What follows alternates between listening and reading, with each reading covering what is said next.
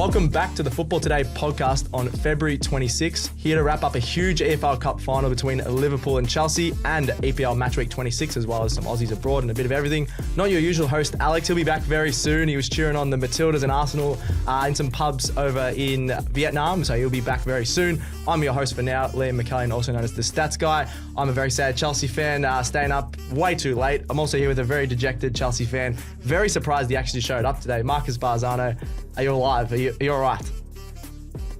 Oh, come on, man. Give me something. No, I'm very depressed. Counselling sessions booked in. Nice. Yeah. I don't know. I might have it's just Liverpool domestic cup final again. I know. Yeah, there's some horrible stats against Chelsea. Obviously, we'll get into that. Yep. There's a lot to cover in this week, and that EFL Cup final. Yeah, guttering loss as Chelsea fans here, but still an awesome match for it was 0-0 for such game. a long time, and it was a really good game. Yep. This is a huge show. We're going to have performance of the week, bellend of the week, goal of the week, trivia question from Leo, which we're always excited about, previewing some of them. Midweek games. I think, there's one more game left in the EPL. There's one game left, West Ham Brentford. And then the Aussies abroad. Matildas did really well on the weekend, talking about some Socceroos overseas and a bit of everything. But as always, we start with our yeah, nah of the week. What do you got for us this week, Marcus?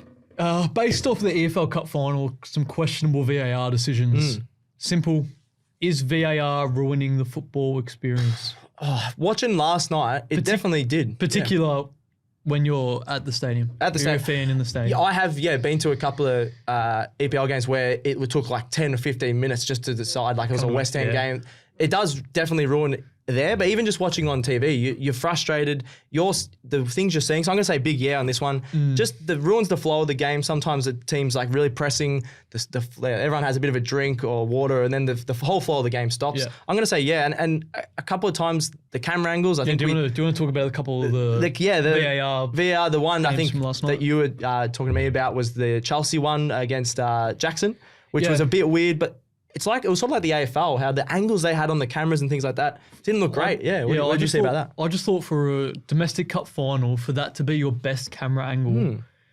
At Wembley, the biggest stadium in the world pretty much. Yeah, it was all pixelated. Yeah. And like we were messaging last night whilst the game was on, the fact that they took Jackson's elbow and Kanate's knee. They were both leaning forward in that running motion, so shouldn't Kanate then have his elbow checked anyways? It was very weird, yeah. But the worst one was Van Dijk. Oh. That's a goal every day of the week. Yep. I'm messaging my Liverpool mate. I'm like, mate, I'm feeling sorry for you because you should be 1-0 up here. That was very strange. So obviously Endo, for people who didn't see it, there was a corner coming in. Van Dijk scores a header. They go crazy. The Liverpool fans get rid of all their flares, and then it gets turned away. That goal against VAR. Yeah. But Endo did block a Chelsea player. It was only because he was in an offside position. If he was onside. Yeah.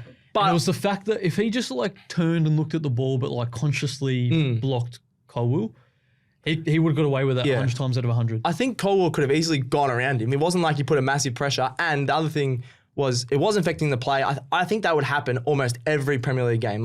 It happens all the time. The amount of corners where guys are running into each other, I think that was just part of the play. If Liverpool lost that game last night, obviously they ended up winning 1-0. Van Dijk got it back. If they lost that game, Klopp would have gone off. Their supporters would have gone off. There might have even been like a case against the VAR or things like that. The match replay. The match replay, that would be crazy. I think it's in every sport at the moment. The video review system just needs to be fixed in most sports. Tennis has got it really down pat. Cricket's not too bad, but football is not great, is it? At least with cricket, it's either it's out or it's not. Yeah.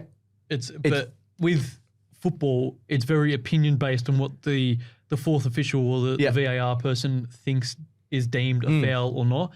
I just think that they're looking to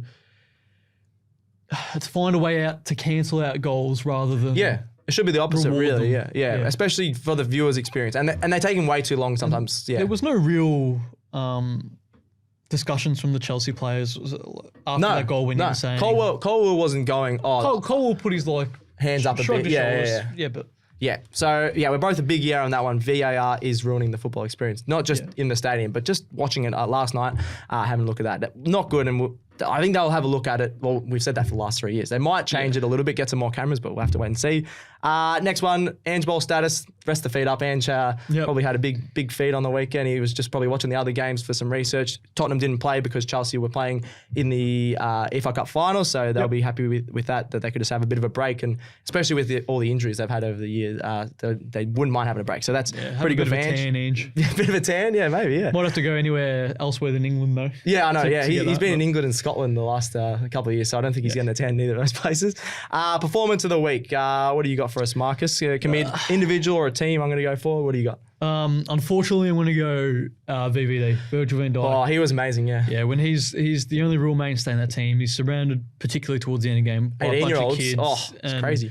And to score the winner, not only once, but twice. Yeah.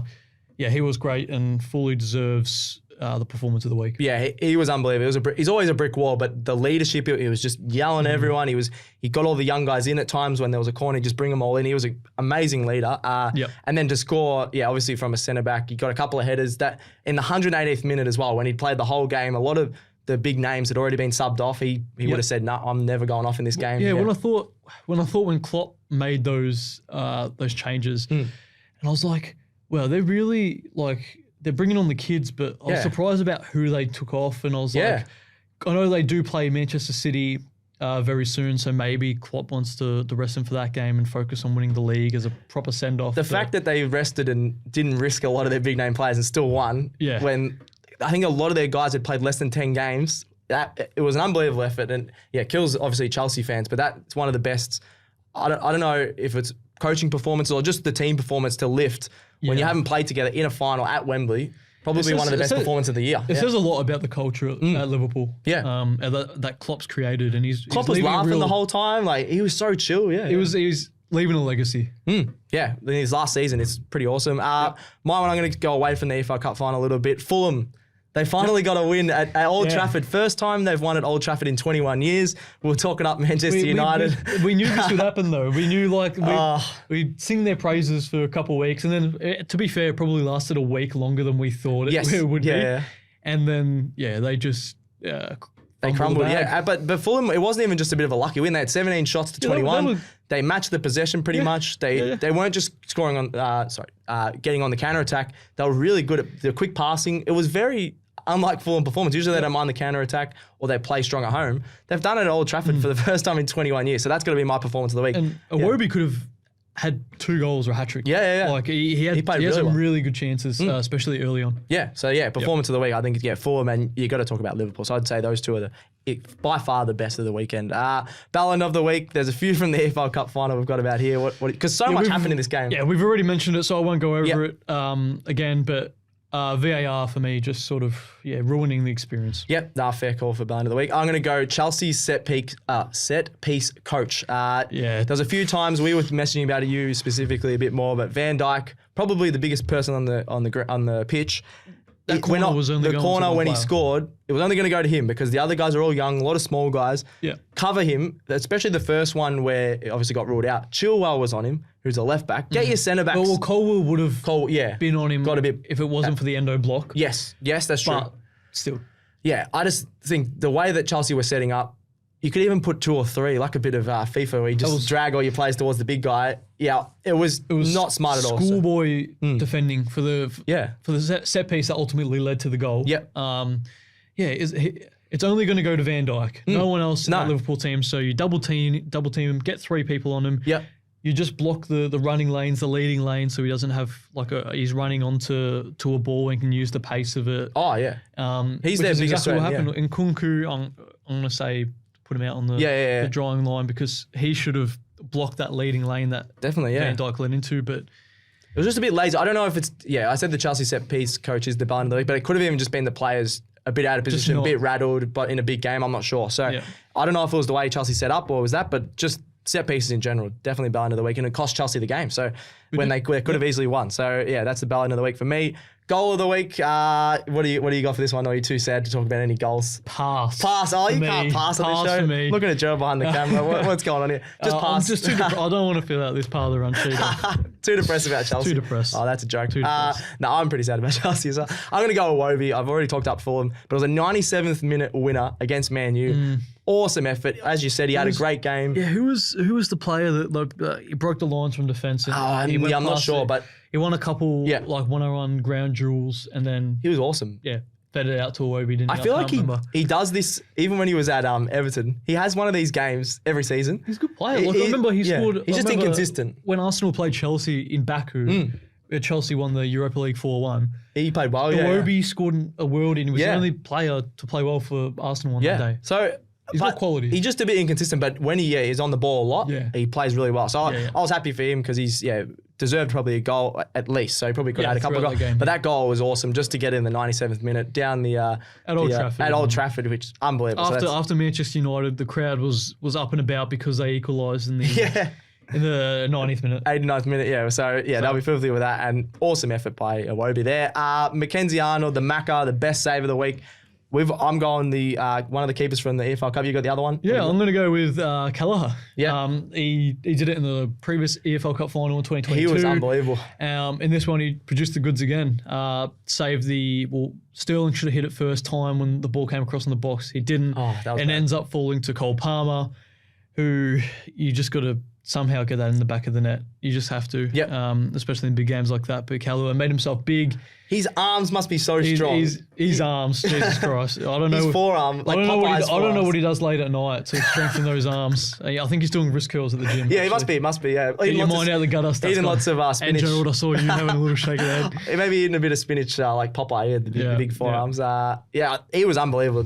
Some of the outstretched save makes himself so much bigger than a lot of other keepers. Where sort of like Emi Martinez in the World Cup, where he just stretches his whole body out. Sort of rushes out. And this was much more impressive because he was coming across the goal line instead of coming out and closing down the angle. I don't know how he's so strong. Is there a shout for him to possibly get a number one keeping spot somewhere? Because he's shown in a few big finals. I was going to say number one keeping spot at Liverpool, and I was like, geez, what are you talking about? No, not at Liverpool. He's got Alisson, who's like the best keeper in the world. But somewhere else, I think he could get a gig. Yeah, 100%. He could get a gig at Sheffield. He could get a gig at Nottingham Forest. I think even Fulham possibly. I don't think Fulham, but I think he'd be.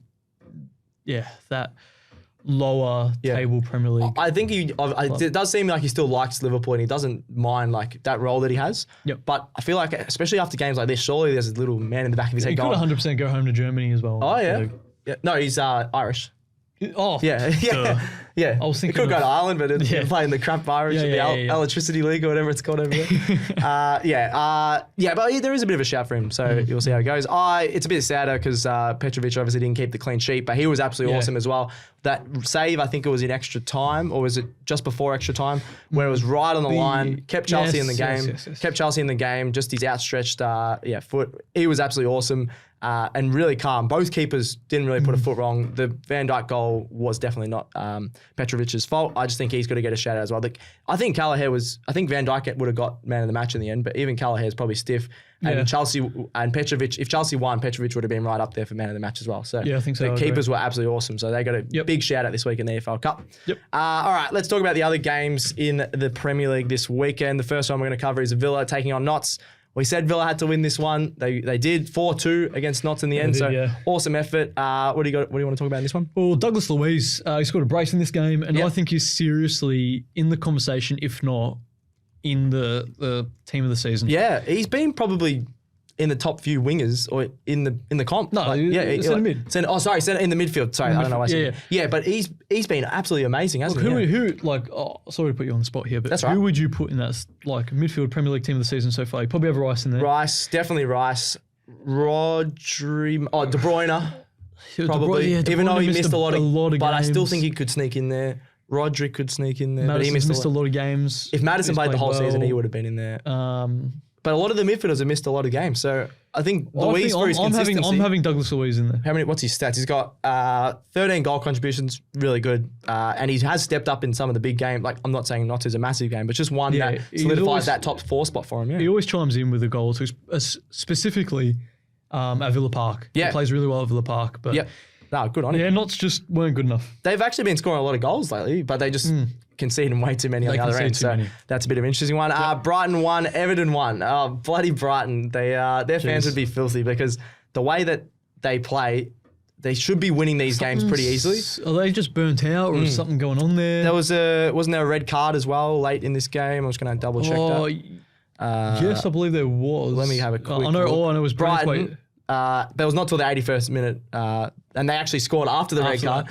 So Everton were in the lead. Branthwaite's having a really good season. Yeah, he scored an absolute banger. That's what I'll put that in goal of the week. Yep, that's my goal. We got goal of the week. Can we just clip that up? Yeah, that goal, he's been awesome. Dunk was really good as well. Got them. What was it? 95th minute. Save the day. So Brighton were lucky to get a draw there. Everton. Brighton. We spoke about in the last week's show that Everton have won the previous 2 games at the MX, and they almost made it 3 in a row, which would rub salt in the wounds. Yeah.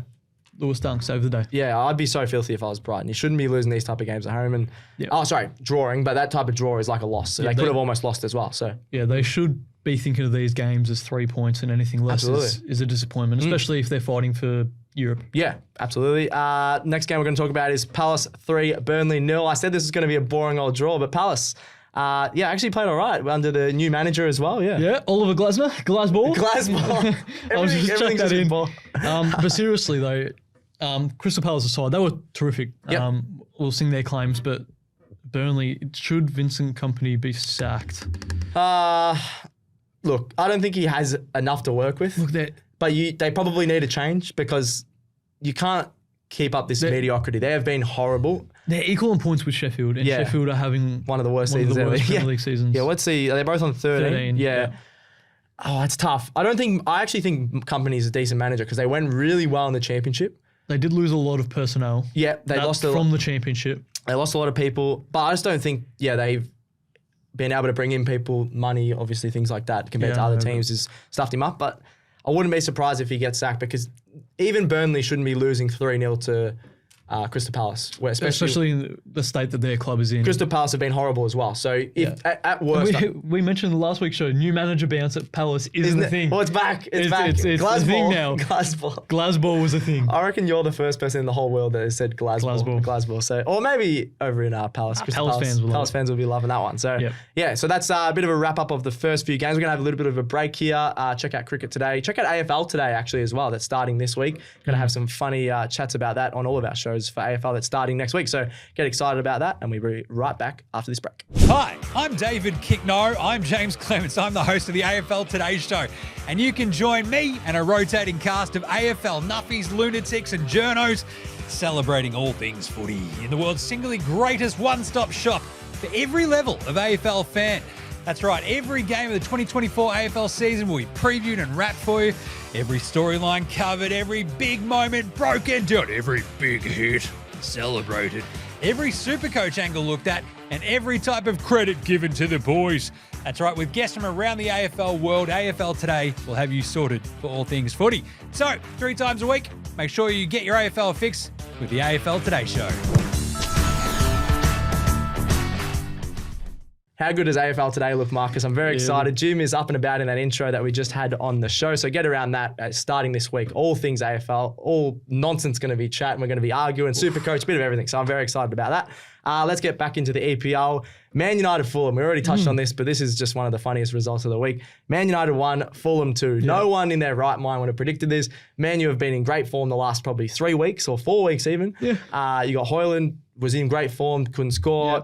He's injured now. He's out for 2-3 weeks with a muscle injury. They'll be absolutely filthy with that because he's been their best goal scorer by a mile the last couple of months.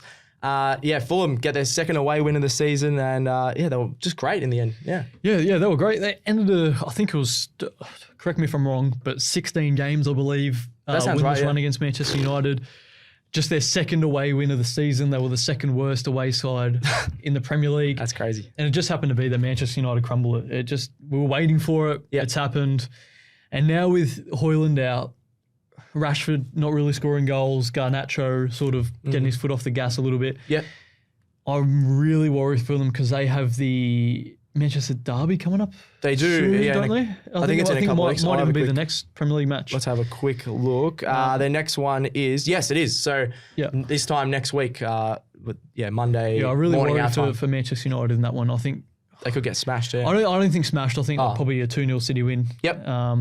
Because I think they've been looking okay. I still think Man U might be all right. They have had these, but even Arsenal had a blip like that like a couple months ago.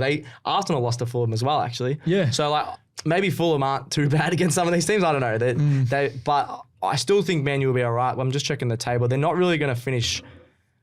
Oh, they're only 3 points behind still Tottenham. So they're still probably aiming for 5th, I think. Tottenham have that game in hand. Tottenham have the game in hand. So I think at best, they're probably going to finish 6th, but they won't be happy with that. So we'll have to see. I think they can rule out top 4. Yeah, definitely rule out top 4. I almost rule out top 5 when Tottenham got a game in hand. But as we saw the other week, Tottenham There's still plenty of games to go. There is still plenty of football to play. Next one, Bournemouth 0, City, as you've written down there, 1. Yep. This was pretty weird that City didn't smash them. Bournemouth have had a pretty good season, so they were pretty respectable. They were very respectable. Very workmanlike, I think, in Bournemouth's approach. Yep.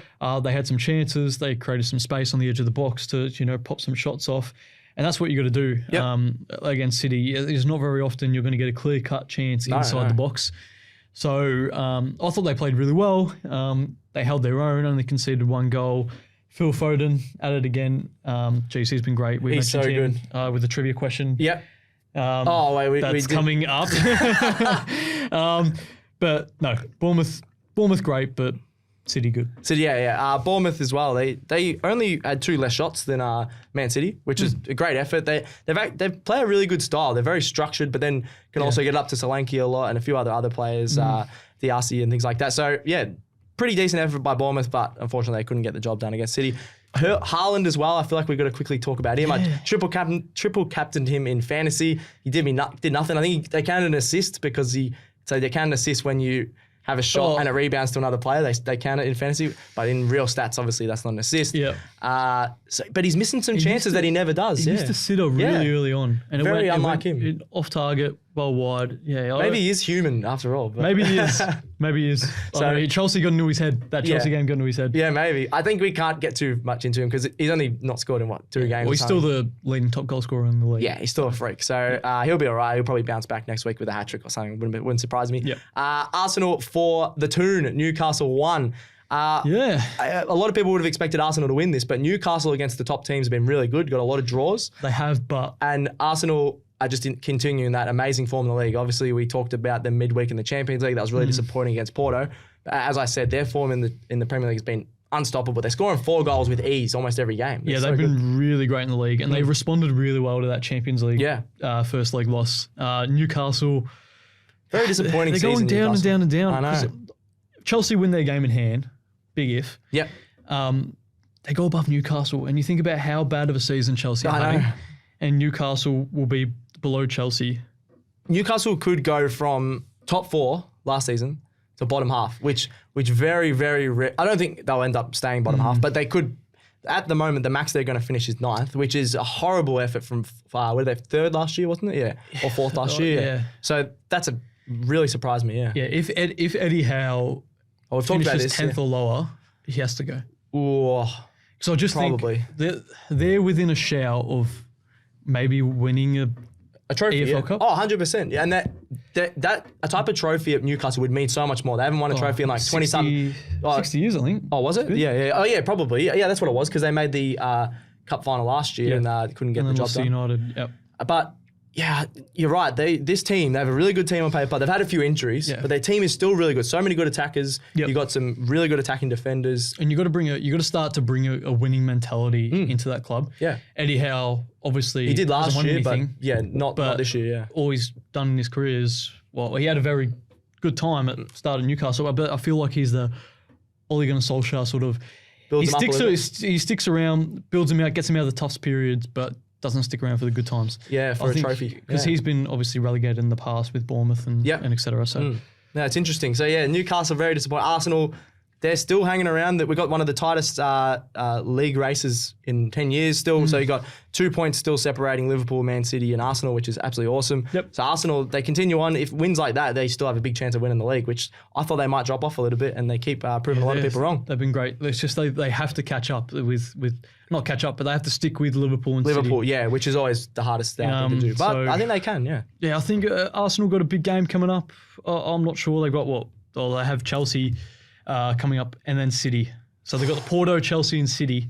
Yeah, they should 3 massive win games. 2 of those games at least. But yeah, we'll have to wait and see. Yep. Last one that we're going to talk about, absolute snooze fest you wrote here. Wolves 1, Sheffield United 0. Well, it wasn't really a snooze fest because I actually tried to fall asleep watching this game. yeah, you Actually, could. I had the game on Yeah, maybe because you had it on. That's in my room on the background before the EFL Cup Final. Yeah.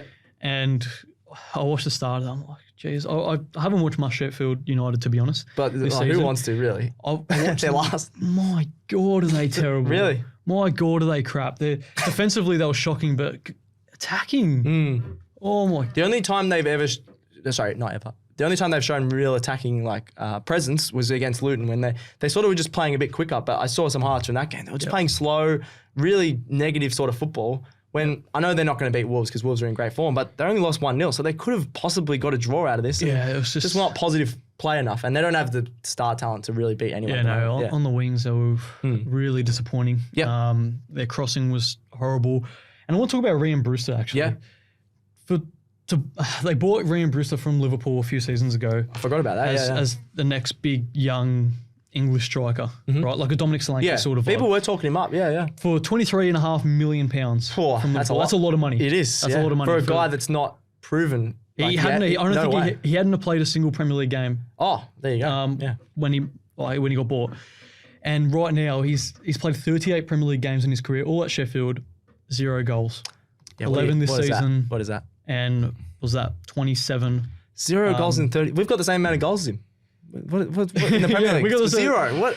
Mate, come on, mate. You might as well be sitting here next to us on this podcast. We'll get him on the podcast and ask him about it. That is really bad, isn't it? And especially when you're paying a bit of money for someone, you got to produce much better than that. 100%. Yeah. All right. All I've got here in just capital letters, which I'm very excited about. Gerald's a bit nervous. He might have to turn the volume down. Marcus, he slammed the table. Alex would be, the usual host would be happy with that. Marcus's rant. What do you got here? I feel like it's something to do with Chelsea. No. Might wake you up a bit. The old Chelsea is dead.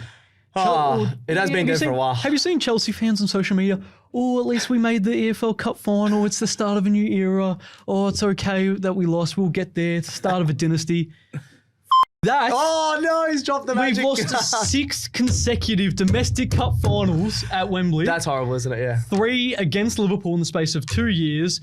Meanwhile, Liverpool and Klopp are having fun, fist pumping the crowd everywhere. They're going back home on the school bus with all the kids that came on the I know. came on the bench. Chelsea lost to their academy. And they're taking home the trophy. And oh my God, with the amount of money on that pitch compared to half of Liverpool's team's academy.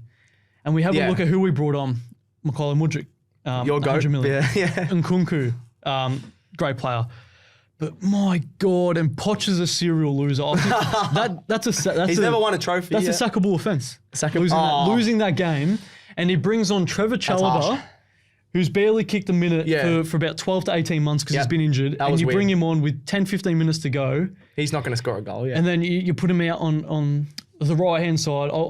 Putting him at centre-half would have made more sense, but my God, it was working. I understand Shaw was on a yellow, but you just got to write him out. Yep. And you're making some very good point. We literally have everything on this podcast. We even do a bit of a psychology session. Just get your rants out. We love to see that. Yeah, as a Chelsea fan as well, it's absolutely guttering. Very embarrassing to lose to a team full of 18, 19-year-olds. Van Dijk literally had to do it all for him in defence and then score. So, look, in pretty any other context, losing to Liverpool in a cup final when they're top of the league, we're 10th. Yeah, but 3 of their 5 best players were on the bench. So. But like you look at the teams that were out there, the way that we conceded, and the fact that Poch is a serial loser and he's just bringing Spursism to Chelsea. He is a bit. I think it's not all Poch's fault. I think it's the people recruiting where they're like, oh, let's just give 100 million to a guy that's not proven himself yet and things like that. So I don't know. I think there is still good signs for Chelsea because Chelsea did play really well, just didn't finish. Like, for instance, Gallagher, should have at least had one. Palmer probably should have had one. Both teams should have scored at least 2 goals. All right. Probably my other favourite part of the show. I've put a lot of favourite parts of the show. The all Aussie adventures, the Matildas and the Socceroos players. What's happened on the weekend? The Matildas played in the first leg of Olympic qualifier over in Chile, Uzbekistan. Got a 3-0 win. Absolutely awesome. So they come to Melbourne for this Wednesday. In Australia, which is a big game. But they just have to not lose 4-0. It's a 2-legger, so it depends about the aggregate and all that. But awesome effort against Uzbekistan. Bit slow early, Marcus, but when we scored a few goals late. It was, yeah. Like once we broke the deadlock, the floodgates opened. Yeah. It was just good to see. Defensively, very solid. Yeah. Uzbekistan only had one shot, which wasn't on target. Yep. But how great, Michelle Heyman. Oh, what a return. Story. What a return. Story. Yeah, first goal for Australia in 8 years. She's 35. She said when she got picked, she feels 21 again because that was when she first played for the Matildas. Going really well. It's a really good advertisement for the Women's A-League. We've been talking about that with Aaron Smith. That's really growing the last year or so, especially since the rise of the Matildas. Yep. And she's been probably one of the best players in the Women's A-League. She comes, I think it was her first or second touch. She gets a header, 72nd minute to open the scoring. Just awesome effort. And there was just a really good story because someone hasn't scored for the Matildas in 8 years. He gets a goal. Yeah. So, and she's the leading top goal scorer in the Women's A-League. Yes, that's right. Yeah. And for Canberra United, who are second last, correct me if I'm wrong. Yeah, I think that's right. Yeah. Which is it's just crazy how she's carrying that team in 35 years of age. Yeah, she's awesome. She's found another gear, which is great for the team and really good with. We talked about this Aaron Smith. If you want to check out that interview last week. How you obviously got no Sam Kerr. We need a bit of scoring depth off the bench. Yep. She comes on and gets the first goal, so that was awesome. Mary Fowler was obviously a star. That was probably the goal of the match when she took on a few players, had a shot from long range, bottom corner. That was awesome. And then forward was when she gets a chance, she's always pretty clinical as well. So they were the two that finished it off. I think talking about Aaron Smith in the interview, she picked all that. She said Heyman to come on and get it. She'll probably get a goal. Forward Fowler. And then she said Ford and Fowler will be the ones that will affect the game the most. And they were the 3 goal scorers. So shout out to Aaron Smith there. And we'll check in with her. She's going to come in the studio actually on Wednesday, so a shout out to that. Yep. We're going to do a bit of a preview for the Australia-Uzbekistan game at Marvel Stadium in Melbourne, so that'd be really fun. That's the Matildas, so awesome that their first leg's been ticked off. That's nothing to worry about there. What do we got for the Socceroos abroad, Marcus? Well, for the Socceroos, obviously the Socceroos didn't play like the Matildas, but Connor Metcalf and Jackson Irvine in the Bundesliga's second division had a big game, first, second, and they won 4-3. Yes. A goal and 2 assists from Connor Metcalf, and Jackson Irvine got one of the assists to Connor Metcalf's goal. So they were great. Elsewhere, Fran Karacic scored in the Croatian League. Kenny Dougal scored in Thailand. Nice. Matty Ryan kept another clean sheet for AZ Alkmaar. Looks like he's just keeping clean sheets. He's got 8 or 9, I think, already this season. He's been awesome. Yeah, I assume he'd be up there with the Golden Glove. I think he's probably winning in that league. Yeah. And I just chuck this in here because I'm a little bit worried about Garang Kuol at the moment because he's not getting a game for Voldenheim. Obviously, he's out on loan from Newcastle. He's not going to get a game from Newcastle at the moment. I'm just a little bit worried that his progression is haltering, and for someone who had so much talent that we see coming through the A-Leagues, he just needs to either be recalled and sent back out somewhere else. Yeah. Which is obviously, I think it's too late to do that. Well, we've seen literally there's been a lot of good Aussies, obviously Socceroos and stuff like that going really well. But I feel like we've had too many A-League players going too early. In the modern game of any sport, you can be in your prime later in your career. We got Tilio who had to come back to Melbourne City from Celtic. You got Daniel Alzani who was over in Europe. Same thing. He had to come back. They're all going really well in the A-League. But such a big step up. Just be a bit more confident in your own game and things like that. But Nestor Iran Kundo is just going to Bayern. He's going to Bayern Munich. That also seems a bit early, but we'll have to wait and see with that. Yeah. Even if you just recall Garang Kuol and play him in your under-21s. Yeah. I think he's probably better served doing that and being in England, English conditions, English football, rather than just sitting on the bench. Sitting on the bench, not getting any minutes. Yeah. So in the Dutch league. Even these guys are like Metcalf, Irvine. A lot of these guys a little bit older and they've started to, maybe Metcalf's still pretty young, but even Harry Sutar, for example, all of these guys have started to hit their prime when they're later in their 20s. Yes. Whereas a lot of these guys are coming from the A-League when they're 18, 19, 20, and it hasn't been working very well. So I think they need to think about that a bit more coming out there. I think particularly in Australia, we're so focused on wanting to see our boys play in Europe, considering how it's a much better standard, obviously, and how important football is here in Australia compared to other countries. We just want to see our players on the world stage, and we love it. But too early. I think we're just getting a little bit too carried away with ourselves. Yeah, especially Qualo.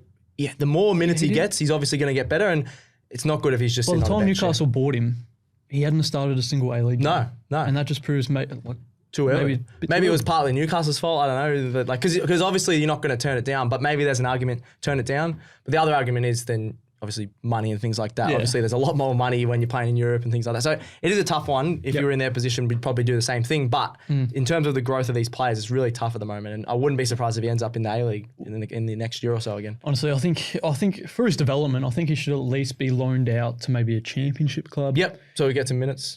Get some minutes. And as well as he just sticks around in English football, I think that's where everyone wants to see him play because that's just the pinnacle of the men's game. Yep.